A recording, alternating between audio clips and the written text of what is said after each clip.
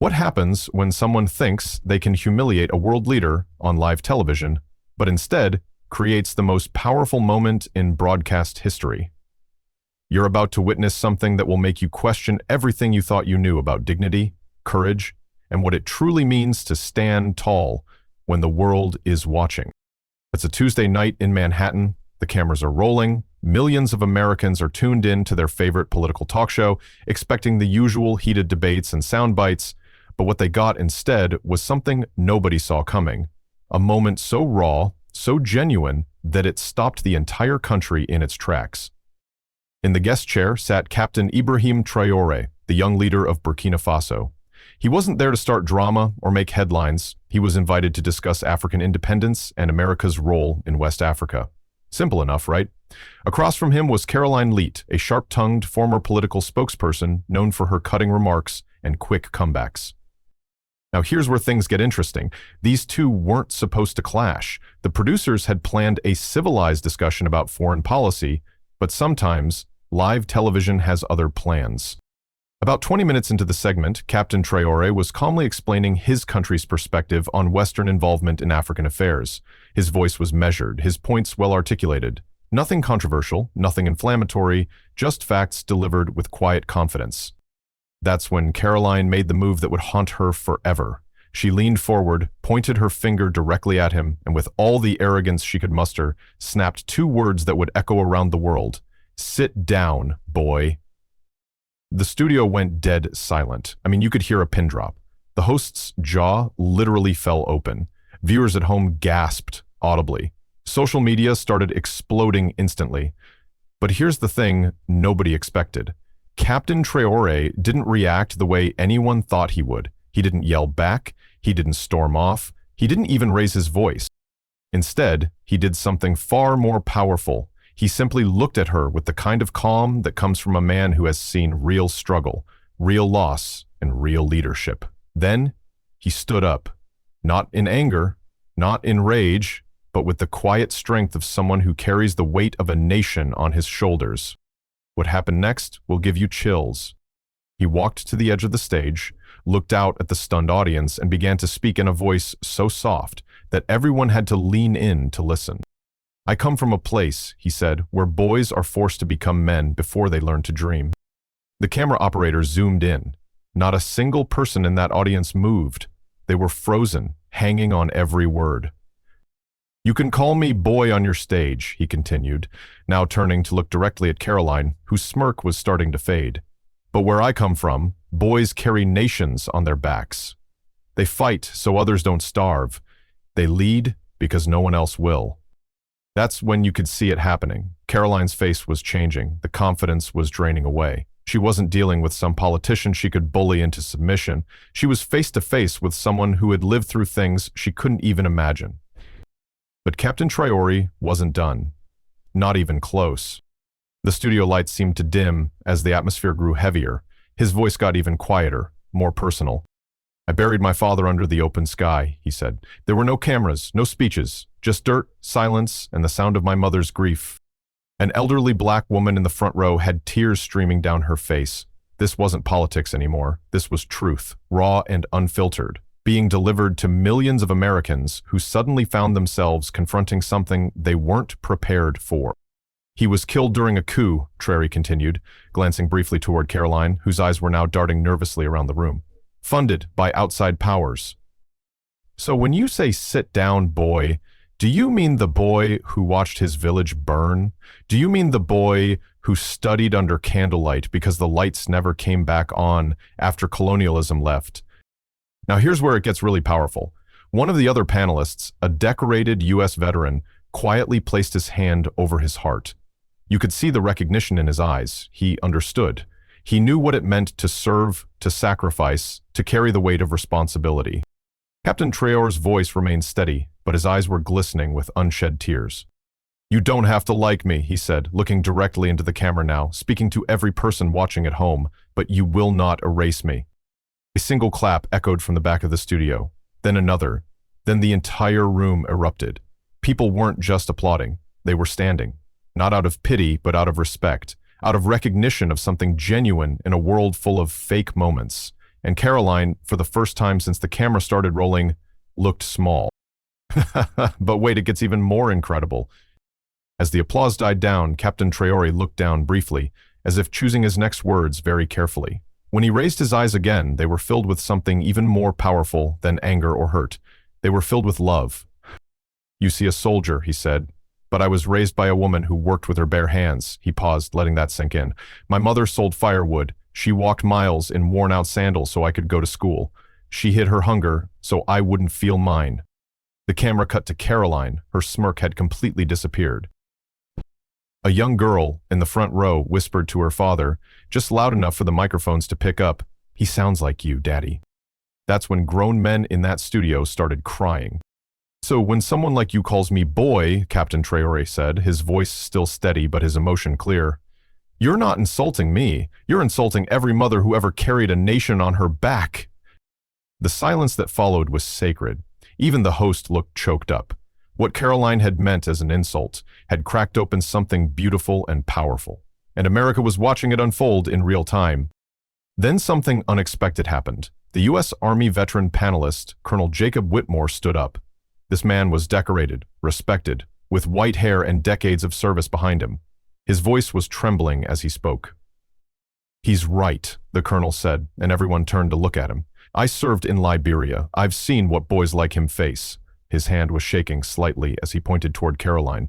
"Calling him boy, that's not debate. That's humiliation. What you just said dishonors every brave man and woman I served with in Africa." The room was completely still as Colonel Whitmore walked over to Captain Traoré and extended his hand. "Captain, thank you, not just for defending your people, but for reminding us what true leadership looks like." The two men shook hands while the audience clapped again, this time with tears in their eyes and respect in their hearts. Even people who had never heard of Burkina Faso felt something deep and real happening. But Karoline wasn't done making a fool of herself. Her face flushed red as she felt control slipping away from her like sand through her fingers. This wasn't how it was supposed to go. She thought humiliating him would get her applause, maybe even make her a hero to her base. Instead, it was backfiring spectacularly. "Oh, come on," she snapped, her voice sharp and desperate. "Are we seriously pretending he's a saint now?" The room actually recoiled. People gasped audibly, but Captain Traoré remained calm. He turned to her and said simply, "It's not about sainthood. It's about humanity."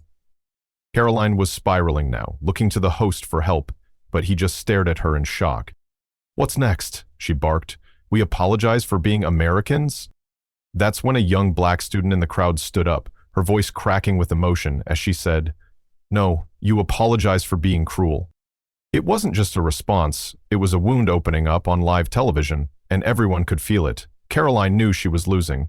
She had completely underestimated this man, and now her arrogance was unraveling in front of millions of viewers. As Captain Traoré sat back down, the camera zoomed in on his face. He wasn't angry. He was something far more dangerous to people like Karoline. He was calm, centered, and completely unshaken. The young student who had just spoken quietly took her seat, her eyes still locked on Karoline. You could feel the shift in the room. People weren't just watching a political debate anymore, they were witnessing a moment of truth that would be talked about for years to come. Karoline tried to recover with a forced laugh. "Oh, come on, this is America, we're allowed to disagree." But nobody laughed with her. The camera panned across the crowd, showing tears in people's eyes, hands clutched to chests, faces being wiped with sleeves. Captain Traoré leaned forward slightly. "Disagreement is healthy," he said softly, "but disrespect kills the conversation, and if you kill the conversation, you kill understanding." The applause that followed was different this time, slower, deeper, like a funeral hymn for something that had died in that room. Karoline sat frozen, watching her insult get buried under something she never expected, human truth. Then Captain Traoré did something that broke everyone's heart. He gently reached into his jacket pocket and pulled out a folded, creased letter. The paper was torn at the edges, clearly handled many times with great care. "This was written by my younger brother," he said quietly. 2 days before he was killed during a protest, he was protesting for food.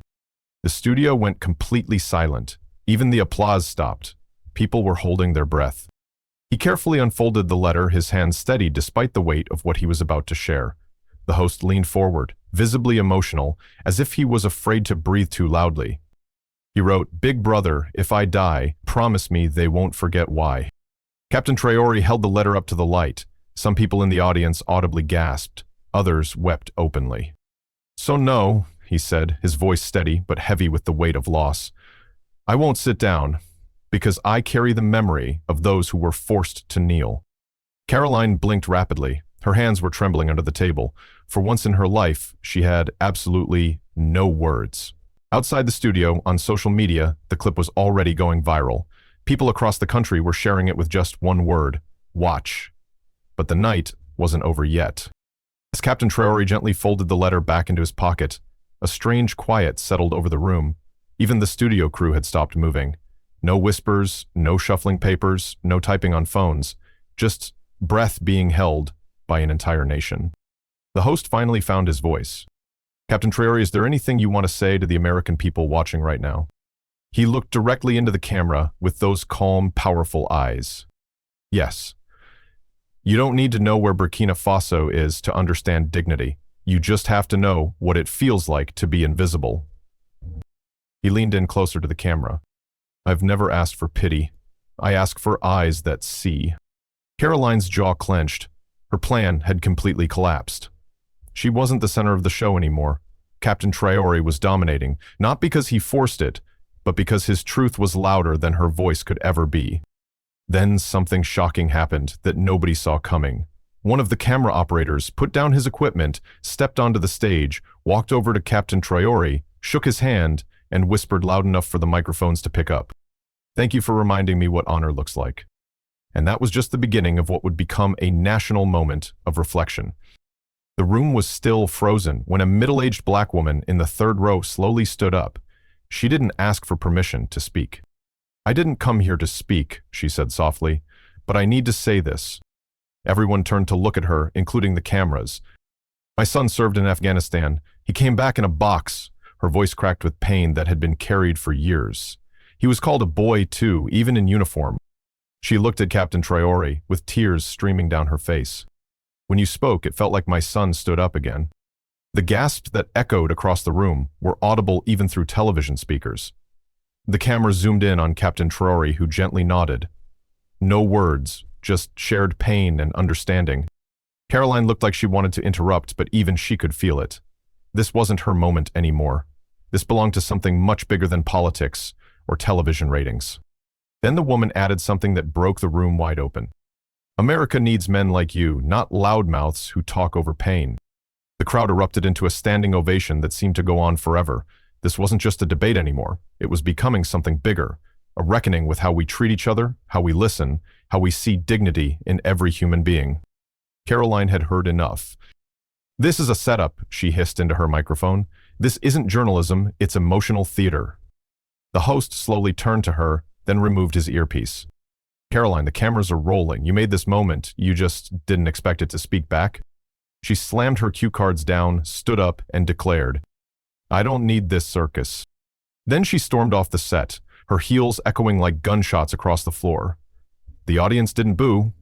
They didn't cheer either. They just watched her go in silence. Then someone from the audience whispered what millions of people were thinking. She couldn't handle the truth. The camera panned back to Captain Traoré, still seated, still calm. "I didn't come here to shame her," he said quietly. "I came here to tell the truth."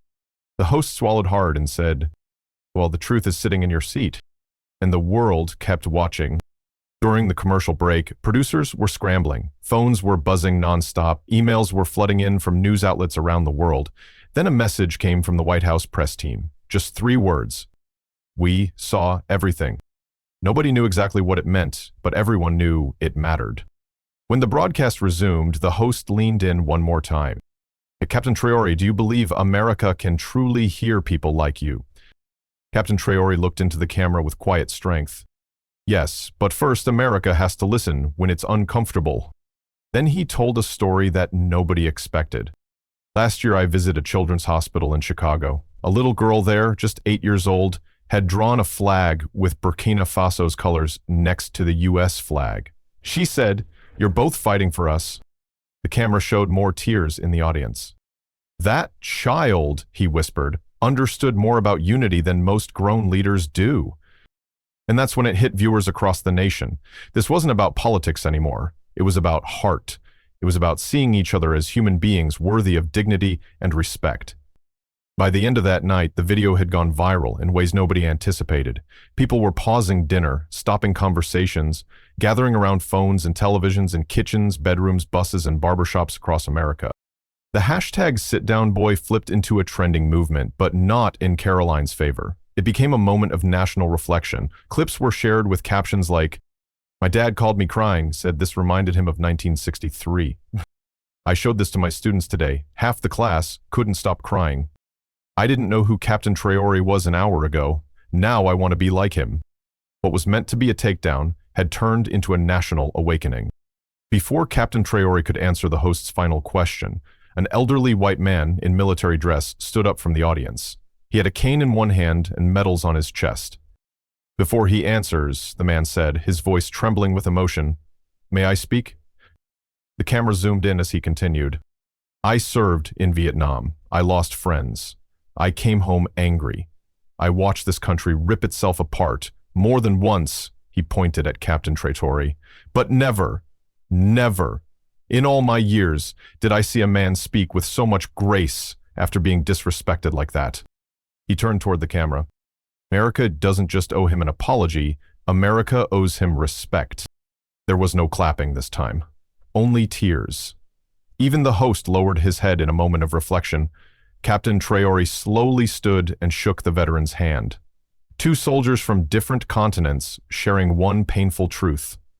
That image would go viral too, because sometimes the most powerful revolution starts with simply listening to each other. Just when the broadcast was about to end, the host received a note that made his eyes widen. "Captain Traoré, we have a surprise guest on video." The screen behind them lit up, and there she was, the same little girl Captain Traoré had mentioned earlier from the Chicago hospital. "Hi, Captain," she said, waving a red, white, and green paper flag in her tiny hand. "You remembered me." The entire room melted. Grown adults were wiping their eyes openly. "You said I was brave," she continued, her smile absolutely glowing. "But tonight, you were the bravest." The audience broke. People wept openly. Even the host wiped his face with a tissue and whispered off mic, "My daughter's the same age." Captain Traoré's lips trembled, his eyes glistening as he placed a hand over his heart. "You give me strength," he said to the little girl. "You are the future I fight for." She nodded proudly, then said something nobody expected. "Next time someone says, 'Sit down, boy,' I'll tell them to stand up like Captain Traoré." The feed ended, and the audience didn't just stand up, they rose. Because this wasn't just television anymore, this was history being made in real time. Hours later, Captain Traoré sat quietly in his Washington hotel room. His phone had been buzzing nonstop with calls from world leaders, celebrities, veterans, mothers, and children. But it was a handwritten letter slid under his door that made him stop breathing for a moment. It was from the National Civil Rights Museum in Memphis. It read, "Dear Captain Traoré, tonight you didn't just speak for yourself. You spoke for every soul who was ever told to sit down, boy. We are preparing a permanent exhibition titled Dignity Under Fire. We would be honored to feature your words, your story, and the moment that changed the world." He set the letter down and quietly whispered, "Not for me, for all of them." Outside his window, crowds were gathering, not in protest, but to say, "Thank you." 1 week later, something nobody expected happened. Karoline Leavitt walked back into the same studio where it all began. No cameras, no makeup, no audience. Just her and a folded piece of paper in her hand. She asked the producer to deliver it to Captain Traoré. He opened it during a press conference the next day. It read, "I said, 'Sit down, boy,' and you stood taller than I've ever seen a man stand. I was wrong. I don't expect forgiveness, but I do hope your people and my daughter grow up in a world where they learn from your strength, not my ignorance." The room fell silent as Captain Traoré looked up from the note. "We don't heal through silence," he said. "We heal through courage." And she just showed some. From that day forward, even his harshest critics began calling him by a new name, the man who made America listen. The show returned to its regular programming, the world moved on to other news, but in that studio, one thing never changed. There's now a single empty chair placed in the center of the stage where Captain Traoré once sat. It's not labeled, it's not explained, but everyone who sees it knows what it means. It means dignity. It means courage. It means that one man from Burkina Faso walked into a storm and came out as a symbol of what's possible when we choose grace over anger, truth over theatrics, and humanity over hate. Later that year, Captain Traoré spoke at the United Nations, but it wasn't his speech that broke the internet. It was the moment he held up a small, handmade American flag, drawn by that 8-year-old girl who had once smiled at him through a hospital screen. "This flag was given to me," he said, "by a child who believed I stood for something good. That means more than any medal." Then he looked into the camera one final time and said something that summarized everything. "America, don't just clap, changed." So here's what I want to know. What part of this story hit you the hardest? Was it when he talked about his mother selling firewood, the letter from his brother, that little girl with her handmade flag? Drop a comment right now and tell me which moment gave you chills. And if this story moved you, if you felt that lump in your throat, if you believe that dignity, grace, and truth still matter in this world, then hit that subscribe button. Because here, we don't just tell stories. We tell stories that change how you see the world. Thanks for watching, and remember, sit down when it's time to stand up for what's right.